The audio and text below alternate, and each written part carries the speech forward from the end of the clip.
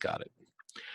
Okay, guys, thank you all for attending. Not the biggest turnout, but even if we help one person, we are ahead of the game.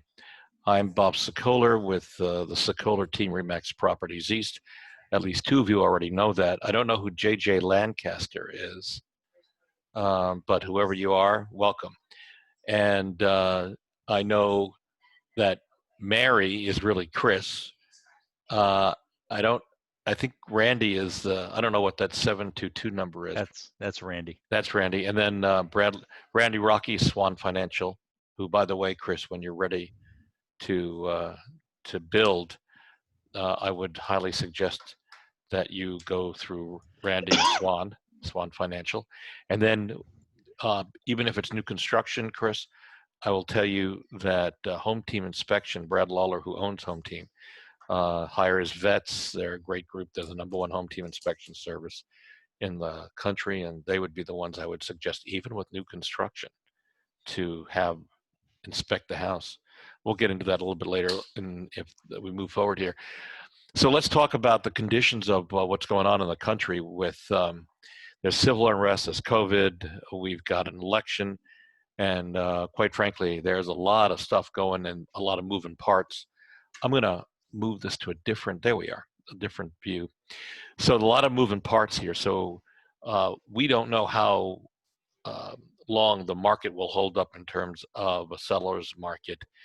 Right now, we look at the absorption rate. The absorption rate is what measures the number of buyers and number of homes on the market. And for the most part throughout Louisville and Southern Indiana, we're seeing at somewhere between a 1 and 3 month supply. Anything below 5 months is a firm seller's market. So we're still in a firm seller's market. That's likely to change a little bit as kids have gone back to school. And then as we move into the fall and winter, it typically slows down. But because of COVID, that pushed everything forward in the year. So things got started late, and we don't know how long the hot heat of the market will continue.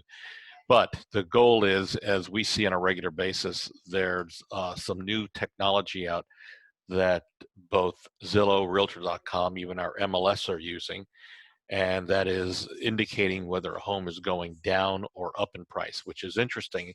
You'd think it's no big deal, but it actually is a big motivating factor for a lot of buyers who are out there looking for a deal. They see a downward arrow or the word trending down, whatever it might be. All of a sudden, that buyer is very likely to jump on and make an offer because they think they can get a deal. So good stuff on that. And that's why if you're pricing your home, I always really suggest that you do comparables. That is, you find homes in a neighborhood. So let's say, Chris, I know your neighborhood, and you've got a lot of homes that people have not moved out of there in a long time, and yet there's still a couple that come up on the market and sell. So we would look and go back a year to see what homes that are similar to yours have sold for. We'd look for similar square footage. You're a 2-story, so we would not use a ranch to come up with a square foot price. It would have to be a 2-story. And then we take the price that a home sold for, its price per square foot, and whether there's a basement finished or not, whether it's a walkout or not, and then we multiply that times your square footage, which helps to give us an indication of what your home should sell for.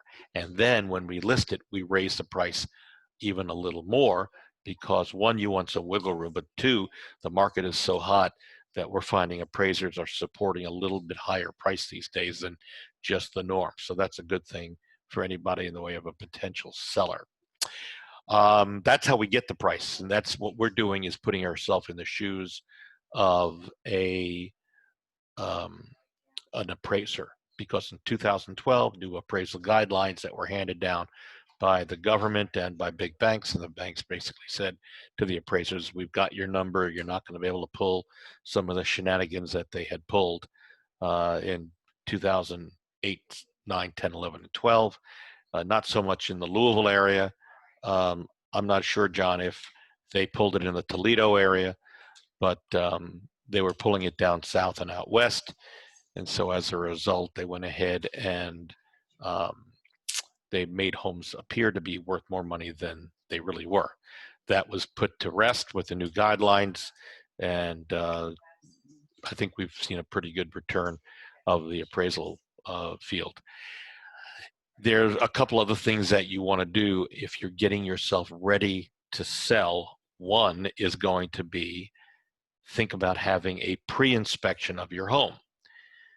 So the first thing I would tell you is you call me, I come out, we do an assessment of what needs to be done, maybe some cleanup or removal of stuff.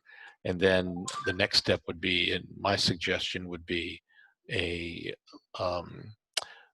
look for an inspector.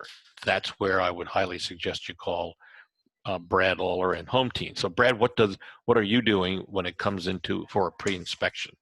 Yeah, so for a pre-listing inspection, some of the things that we're really going to be focusing on are those areas that the homeowners rarely ever see.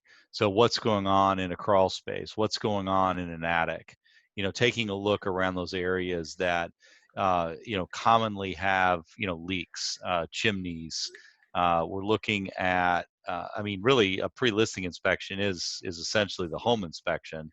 It's all the same processes, but, we're able to help people identify issues with structure, roofs, electrical, plumbing, things that they may not be aware of, that it's a lot easier to deal with, before you put the house on the market than it is, trying to navigate and negotiate, once things are found, after you've got a contract or an offer on the house. A good example that I usually use, and I think this is perfect. So if you had a pre-inspection, you determined that 4 outlets had reverse polarity, 4 electrical outlets. Brett, do we know what an electrician normally charges for reverse polarity? Right now that they're probably costing $150 just to show up. So to fix 4 of those, I'm going to guess you're probably $225. Yeah.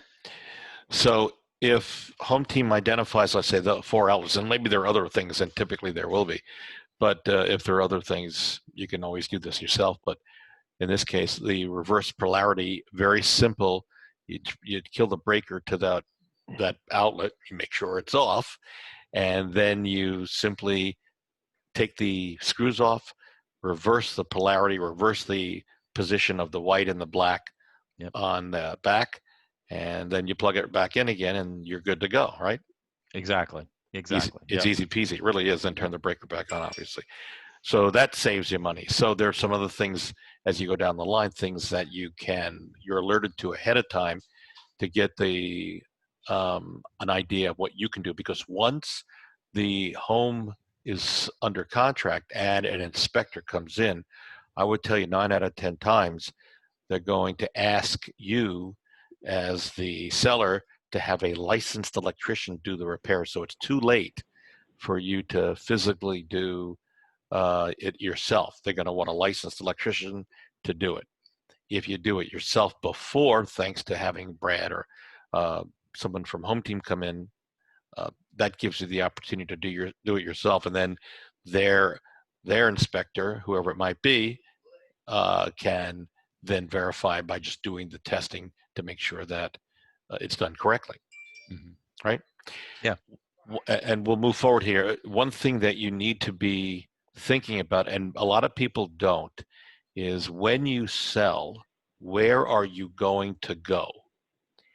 So it's important in our world is to make sure that you've got the I's dotted and the T's crossed. And by that, you should have time to go to get a pre-approval letter and find a loan officer that you trust. That's where we recommend Randy Rocky from Swan Financial, who's laying back right there and relaxing. So Randy, someone who's about to sell their home, what type of meeting do you have with that person to go over what they're up against down the road for a mortgage?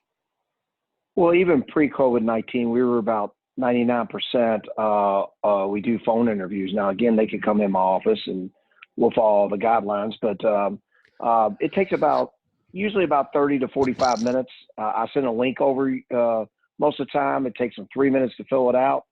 And then we go over their options, their payment, how much money they want for the put down as far as a down payment. and then they're ready to go. And we send a pre-approval, and pretty much that's how it works. Yeah, it's easy peasy, basically, as it comes down to it. I am refining right now, and to get the ball rolling, I just had a link and filled out, and it's extremely simple. I think I did it on my cell phone. I think that's how easy it was. Yes. Yeah. That is correct. Yeah. So, in fact, I just got an email just to let you all know as I'm double working here. This particular person wanting more information on a buyout refi for a property they currently have a renter in. So I am, as we're doing that, sending this to Randy, who after this webinar, even while we're on, he can go ahead and reach out to that potential person, and I'm going to reply to her. See, this is why we are. Well, I think we're really good, you guys, and that is that we're working, helping even while we're doing a webinar, helping people. So I'm texting her or emailing her and sending you, Randy Rocky. You're a lot better multitasker than I am, Bob. Well, I've been doing it from Swan, so that just went out. So this is good. I mean, that's how. So for it's that simple for even filling out the forms to get rolling for a refi or for a purchase. But it's important, I think, and don't you agree, Randy, that there's sometimes people put their homes on the market, they go to sell, they get a contract, and all of a sudden they go to get a pre-approval to buy another house, and they find out that there's some sort of kink in their credit. Maybe something was inadvertently missed, or someone had used their credit improperly. And so it's important and good up front to get everything moving forward in the right direction. Oh, no question. And I don't know, have you had much success on the seller escalation clause? No, we haven't. We've had one, and Chris, and I don't know who JJ is, but Chris, this might be of interest to you. I think we've been talking about this on our radio show, which, by the way, Sunday mornings from 8:30 to 9 on 840 WHAS. This coming Sunday, Brad and Chuck Crosby, one of our attorneys, is on, and then next week it'll be Randy Rocky along with Lee Harris from Limestone Title. So, and Chris, this is what's interesting. So we put your house on the market, we accept an offer, but we counter back before final acceptance that basically says, hey, we'll accept this offer at this price, but we want 10 or 15 days for Chris and Mary to go out, find a house, and make sure that they like it before the dates actually become effective and we move forward with an actual sale. Now, you could say that's putting a lot of roadblocks in front of a potential buyer, but it's happened successfully all around the country. And in fact, we just sold one house whose buyer wanted the house so badly that they came in over list price because they had the same clause in there that they had 10 or 15 days to find their next house. So by making sure that they got the house that they wanted, they were able to move the ball forward, and now they're about to close in the next couple of weeks. So it does work. So that's a good point on that, Randy, in terms of we're calling it a reverse contingency. I don't know, Jonathan, are you there? I don't know if you have played around with reverse contingencies in the Toledo market, but it's something that you and I should probably talk about down the road. So, all right, so that's the basic premise of things that you need to start thinking about. One of the things that's important is going to be making sure that you're staged for a sale, not only a sale, but also pictures. So I know, Chris, according to what I've talked to Mary, you guys have been working pretty much due diligently with cleaning up and staging. I was over there probably a year and a half ago, I think, and went through the house and gave some suggestions. And so it's important, less is more when it comes time to selling your home. So less furniture is the perfect way to stage a house. Don't leave things cluttered or items on a countertop. What I tell all of our sellers is when you go into your house and you see stuff on countertops, kitchen counters, bathroom counters, desktops, dresser tops, it's a clear sign and indication to a buyer that there are not enough closets in the house. It may be true, but you don't want to broadcast or scream that at the other clients or the other people coming in to see the house. So the best thing you can do is, quite frankly, make sure everything is clean and look like a model home. So those are some of the things we walk through when we get ready to list a house, to do some smart decisions on where to place things and what not to keep in there. One of the big concerns that we have when we list a house and then get an offer in is, what will the inspector find in the house? And that's a problem that every seller faces. It doesn't matter where you are in the country. Some cities, by the way, actually require a sewer inspection. Some cities like Louisville area, Southern Indiana, do not. But I will tell you, there, people have told me, Brad, and you probably have heard this, people have told me, well, we've got a perfect house, there are no problems, inspectors are not going to find a thing wrong. And then inspector goes in and they find a lot of things wrong, or at least a lot of small things. What, just out of curiosity, what are the strangest things that you've found, or your team or inspectors have found in homes? Because this is always a fun time. What do you do? What do you say you Well, have seen? okay, so let me start with one thing here. A friend of mine is buying an investment property. It's a fourplex, with a carriage house apartment Uh-huh. over the garage. The woman who owns it right now has done all of the work herself. She is now in her 80s. She is still doing all the work herself, and she was horrified that he was hiring home team to come in and do the inspection. She said, "Honey, they're not going to find anything in here. I've done it all on my own. Everything is perfect."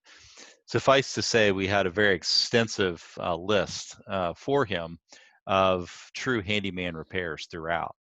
Uh, some of the places that she got were tough for even my inspectors to reach those points, but very tremendous pride of ownership there. But we find all sorts of crazy things. I mean, I think one of the most horrifying things we saw was a house last fall, and we went under the house into the crawl space and found raw sewage dropping out into the crawl space. And the homeowners were all horrified by it. The buyers walked away from the deal, but it was one of these situations where the sellers had no clue, and we don't know how long it was going on, but the toilets, the line had broken, and so it was just all dropping into the crawl space. And there wasn't really a tremendous smell in the house. Now, of course, the crawl space was different. It was pretty horrendous there, but had they caught that, had they actually checked or gone into their crawl space before, listing the house, anyone would have spotted it. But I think that's some of the worst case stuff. I mean, we find dead animals a lot.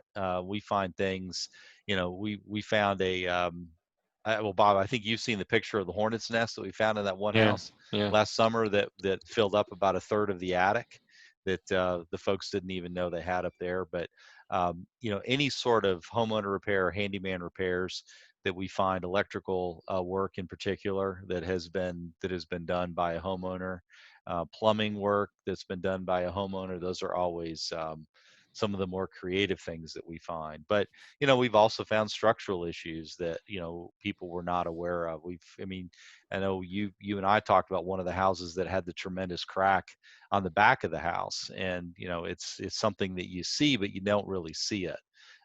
We found garage doors that they just always thought that there was a reason that their garage was smiling at them, but the whole wall was starting to bend the lintel. And it's just things that you, as a homeowner, having been in your house for a while, you don't necessarily even see it, but then an inspector who comes in who's never seen the place before, who's trained to look for those visual clues, they start picking stuff off. And I think that, yeah, sellers don't, they don't like the home inspectors. I completely understand why, but I mean, the home inspector's job really is just to find out, where are the defects, where are the safety concerns. They're not there to judge, what type of owner you are, whether or not we like, the carpets in your house. I mean, we're really just there to look for, the problems with the building, the structure itself, just wanting it to be safe. But yeah, the creativity is sky high. I mean, the snorkel air gap is one of my favorite Yeah, pictures. go into that for a second. So Yeah. the air gap on a dishwasher is to do what? Yeah, so what it does is it prevents water from backflowing. So it keeps the dirty water from flowing back into your dishwasher. So what it does is it actually breaks the vacuum. So that little silver thing that you've got that's sitting up on top of your sink, the purpose is so that it doesn't allow gray water to run back into your plumbing system. And so that, the person got creative. The little silver cap was missing, so they just stuck a snorkel mouthpiece over it to direct water into the sink, which automatically tells you you've got a clogged drain line there, and that's really a plumber that needs to come fix it. You don't just allow the water to spray out over your countertops. So yeah, but just So do all dishwashers need a air gap? Air gap? Air Yeah. gap. Yes, all dishwashers have an air gap. Now, that being said, Mm-hmm. some of them have what's called a high loop under the sink that they do not come up. They don't need the air gap itself or the opening above the sink, above the countertop. Modern dishwashers, new dishwashers often have the air gap built into the unit itself, and they're typically labeled with that information that they do not require an air gap. So we're looking for an air gap, a high loop, or looking for some sort of notification on the unit that it has an internal air gap built in, which keeps, again, that gray water from going back into your fresh water supply.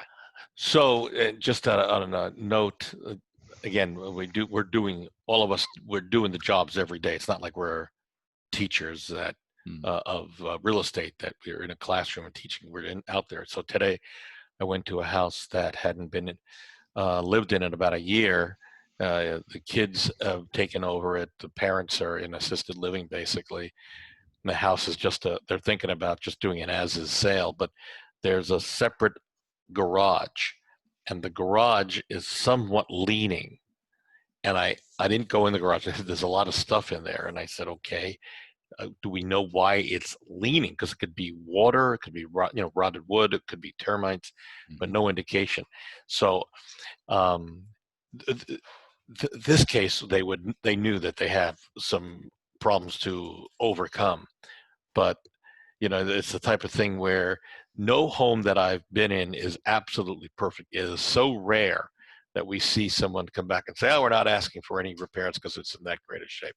It does happen, but just always expect. So the other problems that we find besides inspections are appraisal issues. Randy, if you're there. So appraisal issues, let's say, and I'll let you pick up on this. Let's say we have a house listed for $200,000 and we get multiple offers because we seem to tend to do that. And let's say the final sales price is $225,000. Not uncommon.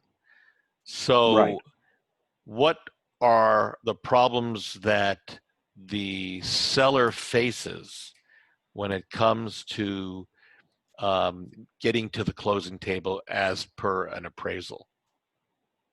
Well, it's as hot as the market is. Sometimes some people are paying the premium, but the people that can't afford to pay the premium, or they don't have it in their down payment, that they don't, or they say, hey, whatever the appraised amount of value comes in is what I'm going to buy the home for. That's when the conflict really comes into play, and it's happening more than usual because houses are selling so quick with so many offers, which is your point, Bob. So in that scenario, what the seller has to do is either drop the price of the house. Sometimes they'll want to have the appraiser go back out or they'll want to reevaluate to see if they can get a higher value, and very rarely does that happen. The interesting thing is we have taken up a technique is if we've got a price of 200 and then the final price is 225, we'll go online before marking it pending and raise it to 225 with the proper signatures. I'm here because it's just a way of, at least if the appraiser just looks at the listing, they realize it's listed for what it's sold for. Don't know if that Right. works.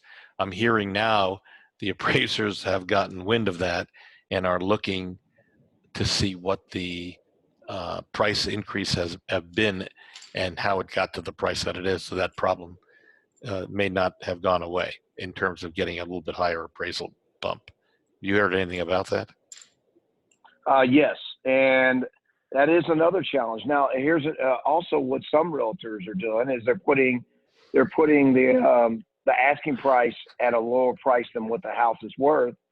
So then people will get interested in the house and they get them in a bidding war. And I don't know what your philosophy is on that, Bob, but that's what happens sometimes as well. Yeah, the only problem with that's a great point, is what happens if there isn't a bidding war. Now you have no place to go but down. You are right. Yeah, it's a very risky proposition, because we tell sellers you can always go down, you never want to go up, because if a buyer agent sees that the prices have increased of a house, that becomes a big question of what was done to the house to increase value on the house. So that opens up a can of worms by increasing price. I can tell you right now that becomes a major issue. So I would tell you the key thing is you try to price it as close to what it will sell for. Buyers these days are being told that it is a seller's market. Don't come in low because you'll insult the seller. I've got a point in case of what's going on even right now. I'm talking 15, actually now 30 minutes ago, right before we started this. We have a house listed. Feedback had come in that it's overpriced. We had an open house there this past Sunday. The agent who did the open house told me he's got somebody interested, but this person believes the house is actually worth $40,000 less than what we have it listed for. So that feedback went back to my sellers. The sellers dropped the price $25,000. That spurred on this particular buyer to say, okay, I'm going to think about it overnight about making an offer. So we took him from a no to, okay, I'm thinking about it. Maybe I'll put an offer in tomorrow at this new lower price or closer to it, because it showed that the sellers are motivated. Again, the buyers are being told it's a seller's market. Do not, under any circumstances, come in low. You'll shut the sellers down, and that happens all the time if you come in low. All right, let's move on. I'll tell you another thing that's interesting is July of 2019 to July of 2020. Speaking of houses, the appraised value on rural areas, it's the biggest jump ever in history of 11%. And in the city has been 6%, city areas. So pretty interesting. A lot of people are starting to move into rural areas more. It's starting to happen. Well, we know why. In many cases, because of COVID, they want to get out of the city being in such close contact, right? Well, and also, sincerely, the safety is becoming more of a problem. Hopefully, they'll get that under control. But and like you said, the COVID, you put those two things together, and it's really has put it's put a lot of strain. And actually, listings are down 23% in rural areas. So from this time to last year to this year. So you have two things going on there that are pretty interesting.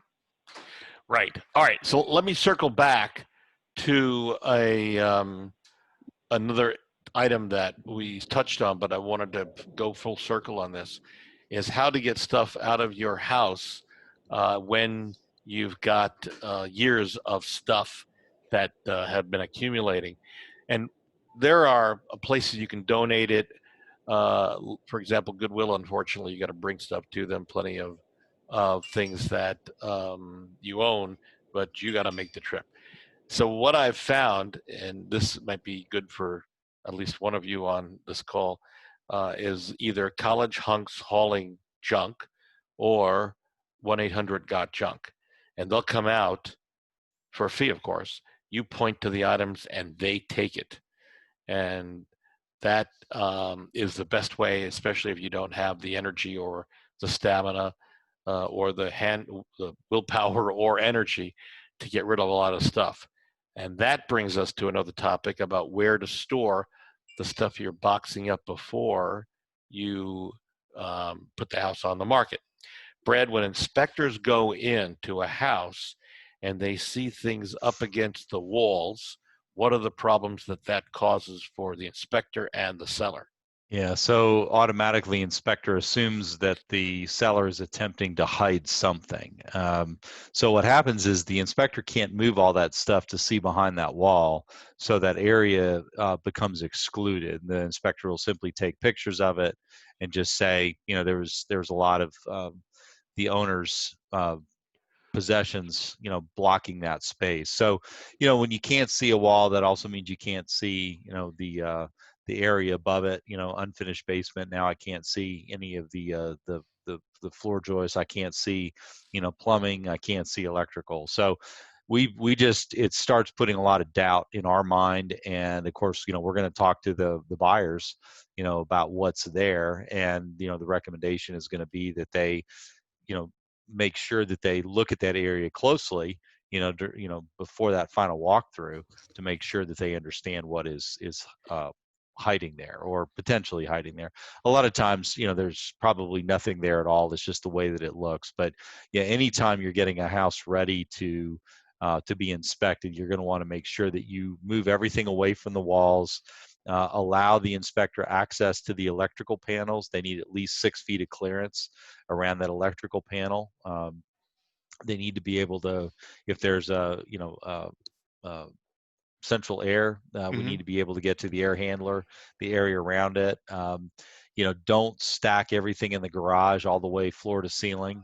You know, make sure we can see walls, and make sure we can get attic access. You know, if there's pull down stairs or things like that, we need to have access to all those things. So it does get a little bit tricky if people aren't putting their things in storage but are leaving them in the house. You know, we'll do our best to work around boxes, but yeah, we have a lot of inspection reports that include, you know, a lot of areas of pictures with boxes and boxes and boxes and boxes. So Well, we tell the sellers, and you'll probably appreciate this, if you're boxing things up and you can afford to leave your car outside, to put the boxes down the middle of one or both bays, so you've yep, got room on either side, right, to be able to that's see it. around them. Yeah, it's a good idea, but for those some of those houses that have pull down stairs in the garages, or there's electrical panels in the garage, just make sure that, you know, those are accessible as well. Yeah, when you go up into a garage attic, I take it you guys, most inspectors, have to be very careful about Oh yeah. where you're stepping if there's Oh no yes. floor. Right. Yeah. It's actually it's interesting. I was just reading an article this past weekend. Uh, Feet through a floor, Yeah. you know, feet through a ceiling, if you will. That is the third most common claim against home inspectors. Really? Yep. And I didn't realize it was that high. What's the second and what's the first? You've got me Well, wondering. the first has to do with problems with moisture. Anytime we miss moisture, that's the first one. I'm not sure what the second would be. I'm not. I don't know. Huh. Yeah, but I was surprised to see that there were that many claims. I'll admit, you know, I did have one of my guys put his foot through a ceiling here about 3 months ago, and unfortunately, it was in a very, very, very expensive home for a well-known person in the market, and Hmm. it was owned by another well-known person. And we got it fixed. It cost me $800 to have that tray ceiling kind of rebuilt where we damaged it. But yeah, we are extremely careful in attics, but we don't. If it's not safe for us to walk across the attic, we just don't. And in this case, it was simply a slip off a board. Accidents happen, but you just take care of the problem. Yeah, so that brings us to some simple fixes that cost very little but add considerable value to the sale of your home. One of the things that will immediately spark up curb appeal, because that's what it's really coming down to, is renting a pressure washer and washing the driveway, sealing the cracks that may be in the driveway, and if you want, put a coat of sealer if it's an exposed aggregate driveway. Also, mulch your beds, even if there are weeds underneath it. You can put a vapor barrier or plastic barrier down to prevent the weeds from coming up. But if you're putting the house on the market pretty quickly, yeah, go ahead. I Yeah, say, can I yeah, say one quick yeah, thing please. about the sealer in the driveway? Yeah. Go ahead, spend the extra $6 and get the additive that you throw down over top of it to give it a little bit of grip, because those aggregate Oh, sealers are extremely, extremely slick when wet, and they can be a fall hazard for people. But they sell an additive that's actually, tiny plastic particles that just mix into it, and it will give you a little bit of grip on the surface. I did not know that. There You you go. learn something new. I There you have go. a good friend, Gary, who seals his driveway. This is the same Gary I mentioned on the show that climbed the ladder and slipped down. I met Gary. Have you met Gary? Isn't Gary the one with the overextended beam in the basement? Yes. I met Gary. Yeah, Yeah, I didn't know you met yeah. Gary. I met Gary. Oh, Yeah, I yeah. didn't tell you that. We had a nice conversation. Gary and Tim and me and you, and Oh, yeah, yeah, that's very possible. Very yeah, good. yeah. Yeah, that was Gary. So Mhm. Gary, and he's a great guy, and we give him a lot of crap, but Gary takes care of his exposed aggregate driveway better than anybody I know. And every year coats it. It looks like it's a sheet of wax, which is fine until it rains. So I'm going to tell Gary, hey, this is That's right. something you want to think about. So sprucing up the front of the house will work wonders. Something else that you can do, and you can do this or hire a painter. I think it's actually pretty simple. Any areas in the house that have dirty woodwork around the trim moldings, a dog has brushed against it, or kids have rubbed up against it coming around the corners. It shows wear and tear very quickly to a buyer, and I would tell you that you can paint those walls, even if it's just one wall to eliminate the problem. Because I just was in a house a couple of weeks ago where the one wall had been brushed against and it needed to be uh, uh, painted. You'll never know that only one wall was painted. So you get a little paint. If you have the old paint, great. If not, try to match as close. But if the break is between one wall going one way and another wall going another way, maybe that works like that.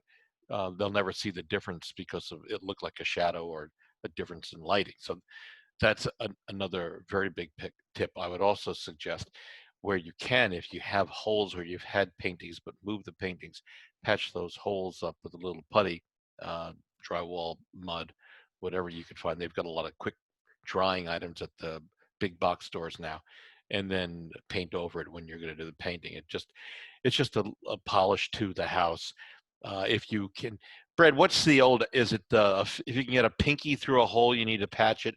If you've put something in the way of a um, support for a Yeah. TV, a brace, and you've left a bolt hole, you need Yeah, to. that's probably pretty good rule of thumb. I haven't heard it described that way, but yeah, Ugh. you'd be able to patch a hole the size of your pinky without any sort of a backing on it.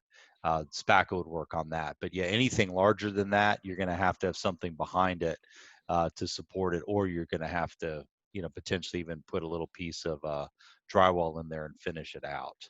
If they're bigger, like a doorknob, through a wall, those really can't be Ugh. patched with spackle. So they do make those patch kits now that you can apply. Do they work? Yeah, they do. Okay. Yeah. Incidentally, we're going to be putting this up on our LouisvilleAnswers.com website along with our radio show. So so you can watch it. We'll push other people to it. So Randy, if you're still listening to us, hop online. Oh, he's in the car. Look at him. You going to get dessert or something, maybe? Oh, he's with the kids. Okay. You're on mute. So unmute yourself. So I am on the way to the lake. Oh, wait. Oh, wow. Oh, it's 7:46. Okay. So hopefully we have you here, but I'm glad you're with us. So let's talk briefly, because interest rates are so low. If you're not, and Chris, this is meant for you, and I don't know about JJ, but if you're not moving for a while, it could be worth it to think about refinancing your home based on the interest rates. Where are they in this time frame right now here towards almost the end of August, Randy? And mid twos and low threes, depending on the credit score and situation. The interesting thing about that is, Bob, is Fannie Mae and Freddie Mac were adding a half a point hit on the actual loan amounts. So on a $200,000 loan, yeah, they were adding $1,000.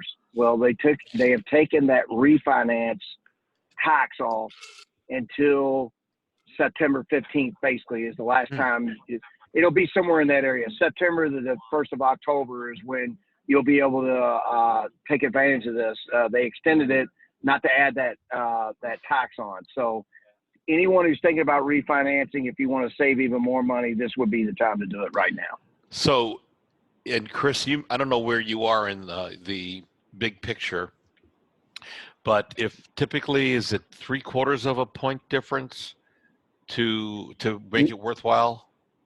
It depends. If it's a higher loan amount, it can even be 3/8 of a point. And in some scenarios, it needs to be a full point if it's a very low loan amount. So if you're in the 300 plus range, sometimes 3/8 of a point will be enough. And if you're in the 100,000 range, you might need a full point to really make the numbers work.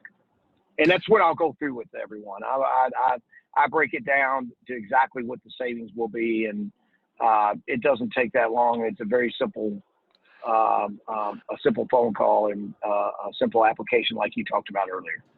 I will give out phone numbers at the end of this webinar if you want to reach out to Randy or you want to reach out to Brad to get things done. I think it's important that we all try to get refinanced or buy a house sooner than later, because we don't know what's going to happen with the election and all. We don't know what's going to happen with rates going. Right. So, and that's just a very big concern for all of us at this point.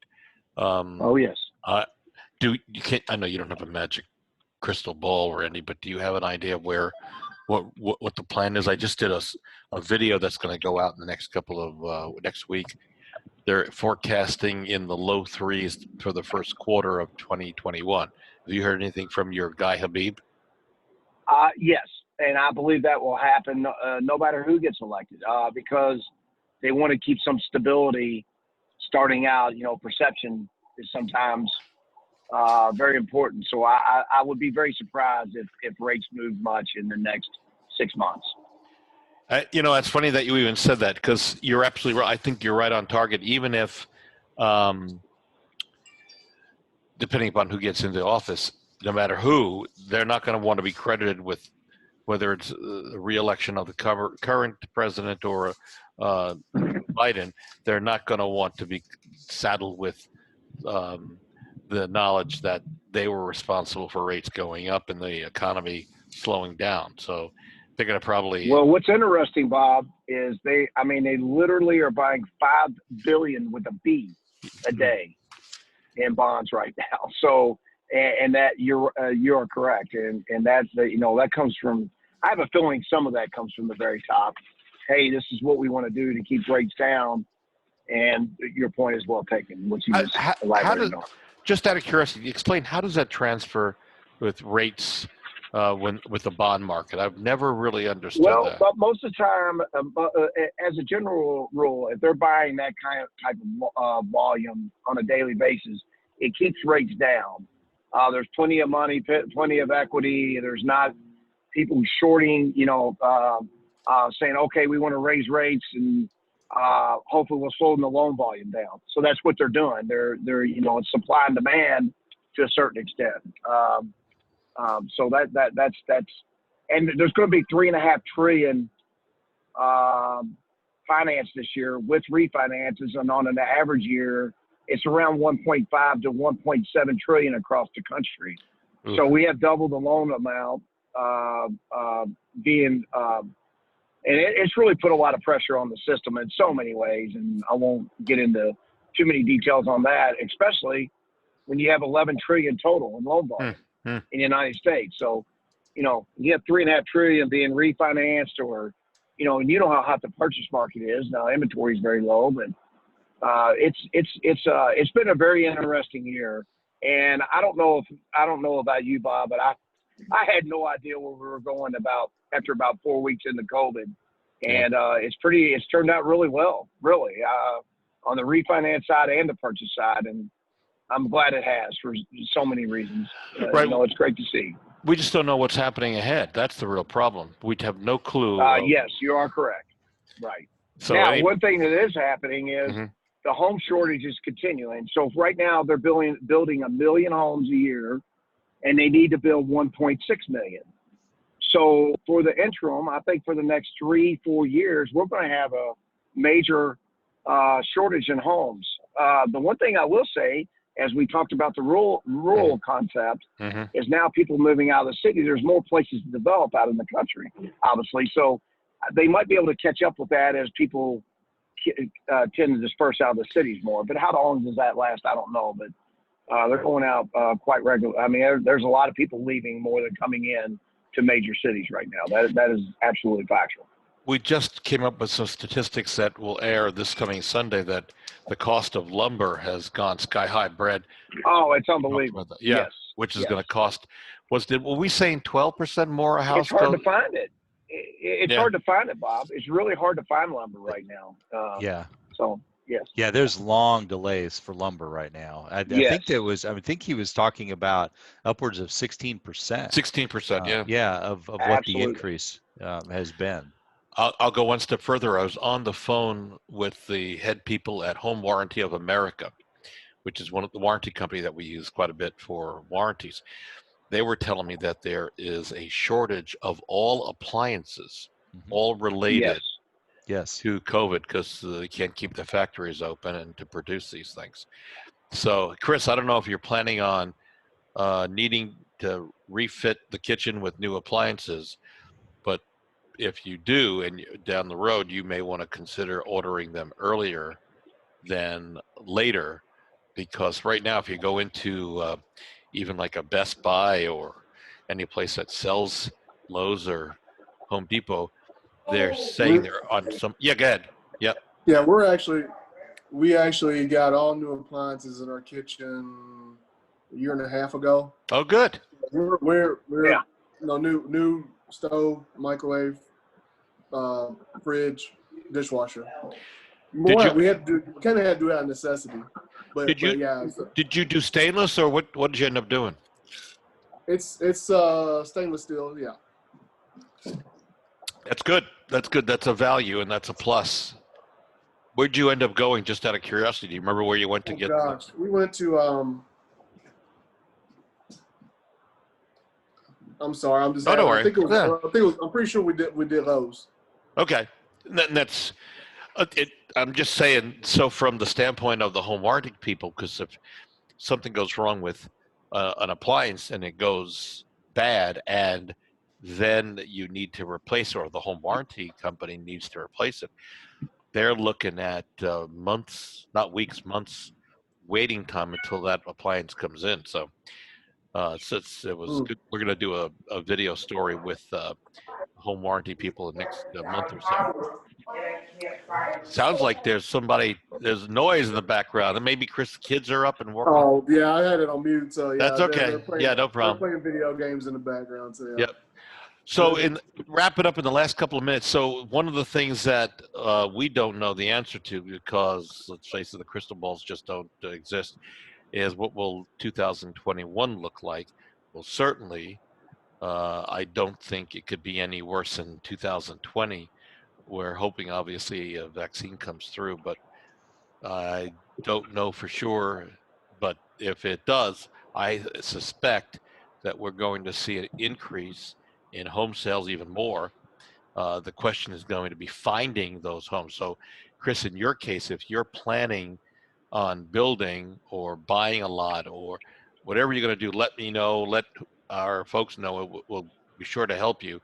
But getting all those ducks in a row now is going to be put you much further ahead when you decide to finally make that decision to move. You know. Any questions you have that we can answer in the last minute or two?